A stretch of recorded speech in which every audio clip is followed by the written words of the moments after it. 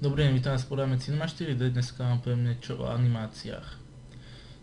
Predvediem vám, ako vytvoriť jednoduchú krátku animáciu pomocou keyframingu, čo znamená pomocou označovania bodov na časovej osi. Čiže pod scénou si môžete všimnúť, že sa nachádza časová os, ktorou budeme pracovať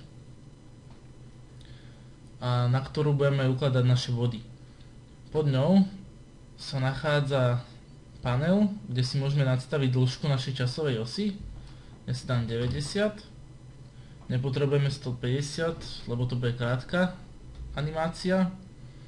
Vedľa toho sa nachádzajú tlačítka pre prácu s animáciou, to znamená skočiť na začiatok animácie, na predchádzajúci snímok alebo pustiť to zozadu alebo spredu. Hneď vedľa toho sa nachádzajú 3 tlačítka, ktorými budeme pracovať s našou animáciou. Hneď prvé nám zaznamenáva pozíciu alebo rotáciu alebo veľkosť nášho objektu. Čiže zaznamená nám bod na časovej osi, ktorý nám zaznamenáva tieto veci. Ja si môžem ľubovoľne vybrať, či chcem rotáciu dať preč alebo veľkosť, aby nám zaznamenávalo len polohu nášho objektu. Teraz si dám náš bod na časovú os a zaznamenalo nám tú pozíciu, veľkosť a rotáciu. Teraz si dám napríklad na 30. Posuniem sa s našou kockou. Môžem zmeniť aj jej rotáciu. Nech vám to predvediem. Zaznamenám pozíciu. Ďalej prejdem na 60 napríklad. Rotáciu zmením na 0. Enter. A presuniem našu kocku napríklad späť.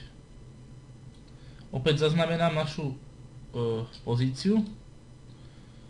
Vidíme, že na našej časovej osi sa nám vytvorili 3 body, ktoré sme si vytvorili. Teraz keď prechádzam po časovej osi, tak sa mi pohybuje náš objekt, ako sme si určili. Môžeme tu taktiež tlačítkom play pustiť a pôjde nám to stále dookola. Ja to zastavím teraz. A pre presnejšie určenie môžeme aj použiť súradnice, kde si nastavím presné súradnice, kam chcem, zaznačím bod a máme to. Teraz si vymežem naše body, ktoré sme si zaznamenali na našej časovej osi. Dám to na 0.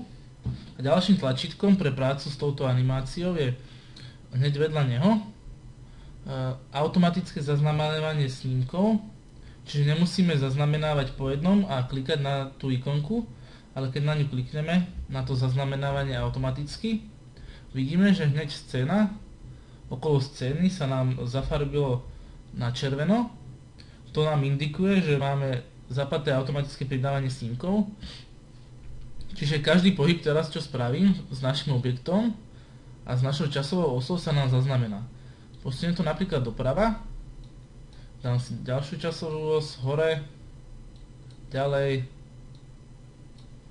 rotáciu si môžem zmeniť,